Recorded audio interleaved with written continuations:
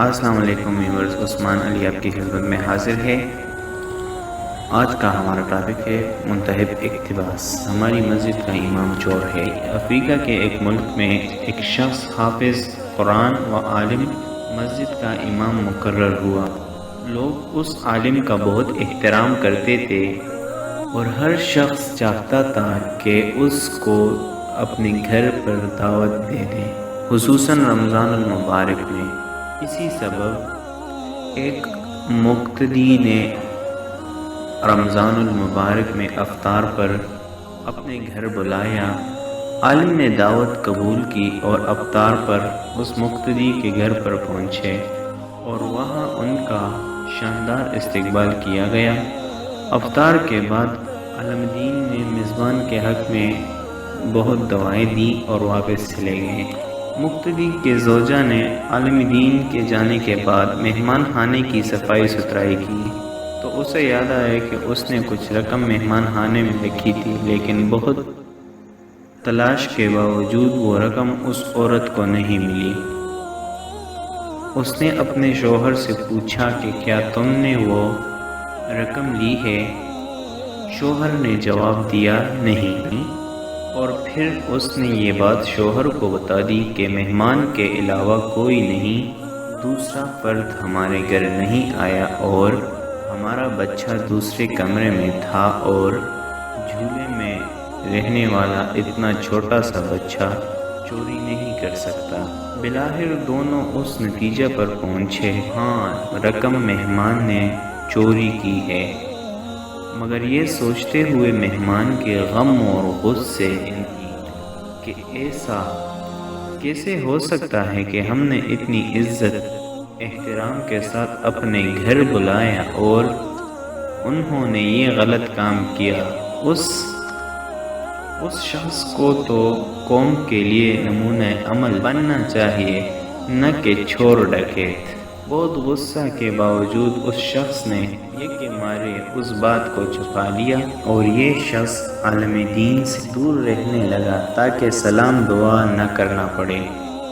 اسی طرح سال گزر گیا اور پھر رمضان المبارک آ گیا اور لوگ پھر سے خاص محبت اور جوش کے ساتھ عالم دین کو اپنے گھر دعوت دینے لگے، اپنے گھروں میں افطار کے لیے بلانے لگے۔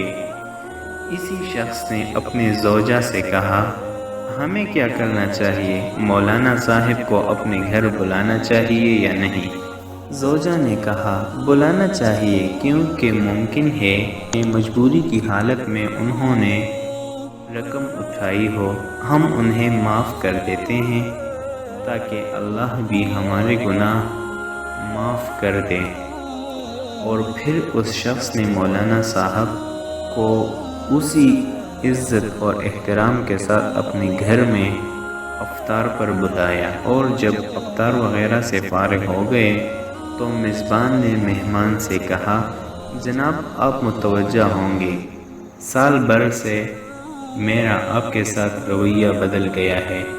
عالم نے جواب دیا، ہاں لیکن زیادہ مصروفیت کی وجہ سے میں تم سے اس کی وجہ معلوم نہ کر سکا۔ میزبان نے کہا، میرا ایک سوال ہے اور مجھے امید ہے آپ اس کا صحیح جواب دیں گے۔ پچھلے سال رمضان المبارک میں میری زوجہ نے مہمان خانے میں کچھ رقم رکھی تھی اور پھر وہ رقم اٹھانا بھول گئی، مگر آپ کے جانے کے باوجود وہ رقم ہمیں نہ ملی۔ کیا رقم آپ نے لی تھی؟ عالم دین نے کہا، ہاں میں نے لی تھی۔ میزبان حیران پریشان ہو گیا اور عالم اپنی بات کو جاری رکھتے ہوئے کہا، جب میں مہمان خانے سے جانے لگا تو میں نے دیکھا کہ کاؤنٹر پہ پیسے رکھے ہوئے ہیں، تیز ہوا چل رہی تھی اور نوٹ ہوا سے ادھر ادھر اڑ رہے تھے، لہٰذا میں نے وہ نوٹ جمع کیے اور وہ رقم میں نے فرش کے نیچے یا کہیں اور نہیں رکھ سکا کہ ایسا نہ ہو کہ وہ رقم تم ڈھونڈ نہ سکو اور پریشان ہو جاؤ۔ قصے کے بعد عالم نے اپنا سر زور سے ہلایا اور اونچی آواز میں رونے لگا، اور پھر میزبان کو مخاطب کرتے ہوئے کہا، میں اس لیے نہیں رو رہا کہ تم نے مجھ پہ چوری کا الزام لگایا، اگرچہ یہ بہت دردناک ہے، لیکن میں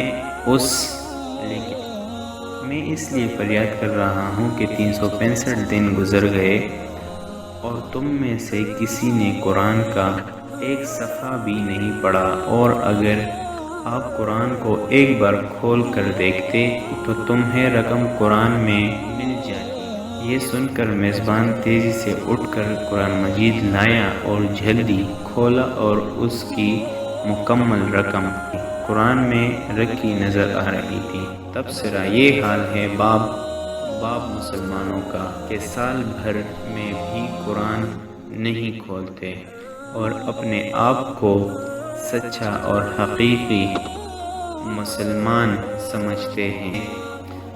یا الہی، ہمارے دلوں کو قرآن مجید سے روشن اور منور فرما، آمین۔ اگر آپ کو ہماری یہ ویڈیو پسند آئی ہو تو ہمارے چینل کو لائک اور سبسکرائب ضرور کیجیے۔